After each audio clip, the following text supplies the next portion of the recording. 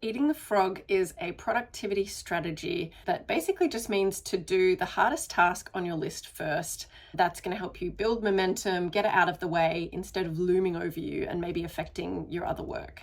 We wrote an article about this topic and just explain in a little bit more detail why it works, how you do it, and an example.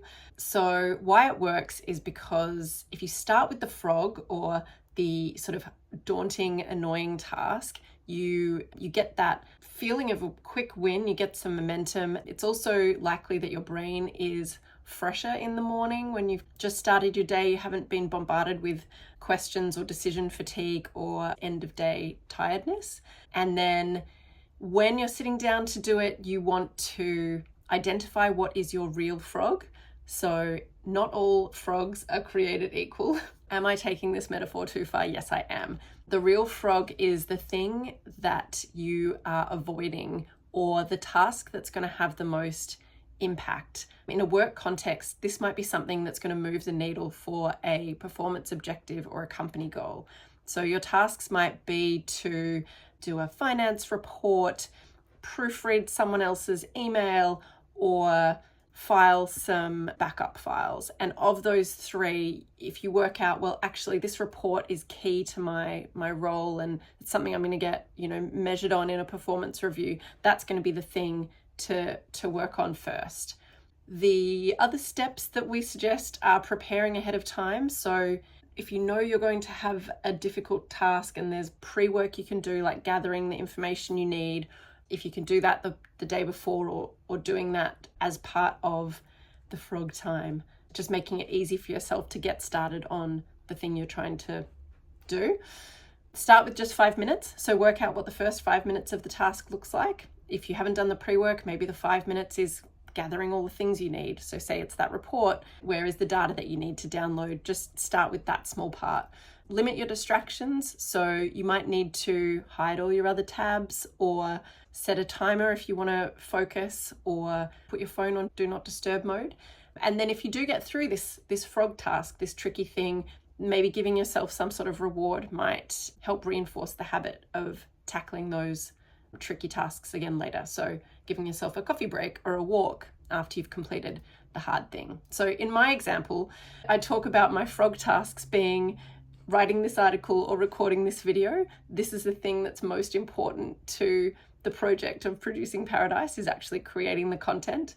Preparing ahead of time, well, I used the Goblin Tools website to break down the task components, and then I used ChatGPT to help draft an initial outline. And then the 5-minute version of preparing the article was getting the text into a basic text file and then refining it. Limiting distractions is keeping my tabs clean and trying to keep my phone on silent, those kind of things. And then rewarding myself, I always try and have a break after I've knocked over either an article or a video as a way to reinforce the feel-good mechanisms of getting things done. I do talk about a rabbit hole that I went down in the article, which was looking for an image that I wanted to create, something I tried out in ChatGPT and it did a terrible job. So then I parked that, included my results, and did not end up using the image as a hero image for the article at all. And so why the approach works: if you're starting your day with a win, it's building momentum. If you're procrastinating on something, that can increase your mental load. So getting the tough task out of the way can clear up the mental space. It can improve your focus if you're working in the morning before your decision fatigue is fit in, and it can prevent avoidance. So making that hard task not negotiable means you avoid it moving to the bottom of your list or never getting done. It doesn't work if your peak productivity time is not in the morning. So you might be someone who focuses better at night. That might be a better time for eating frogs. If it feels too overwhelming, then you might find yourself stalling. So that's about figuring out what's the achievable part of the task, maybe breaking it down into a smaller part. It doesn't work for reactive workflows. So if your job requires a lot of responding to urgent tasks, or there are things that might be more time sensitive, like meetings that you are not negotiable to attend, things like that, then your big task might have to happen at a time of the day or week that you are available based on the bounds of your role. And it can drain motivation. So if a hard task, if working on that first drains your motivation for the rest of the day, it might not be a strategy that works for you. But if it does work, it can work really well.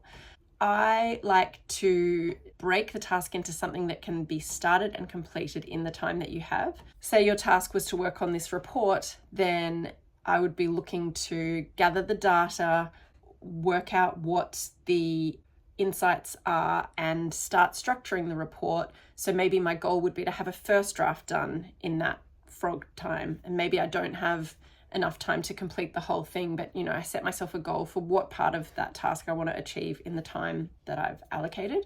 You should select your best focus time. So like I said, if you're not a morning person, maybe your focus time is after lunch or in the evening, and you move that to the time that you want to do your deep focus. You could outsource part of the task. So maybe the frog is, coming back to this report example, but perhaps the data analysis is something that you could automate a part of to see what are the comparisons to last month's report, or outsource to a person who might have skills in that area that you don't. And then you might also consider warming up. So finding a really small, short task that you can knock over to get that sense of momentum before you dive into the frog task. That's the article. That's my explanation. I hope it was helpful. And may you go off and eat not as many frogs as you can. Just one frog a day is the recommended dose. How many times did I say frog in this video? I will not be counting, but that's all. If nerding out on productivity is your kind of thing, then you might want to subscribe. We should have more coming real soon.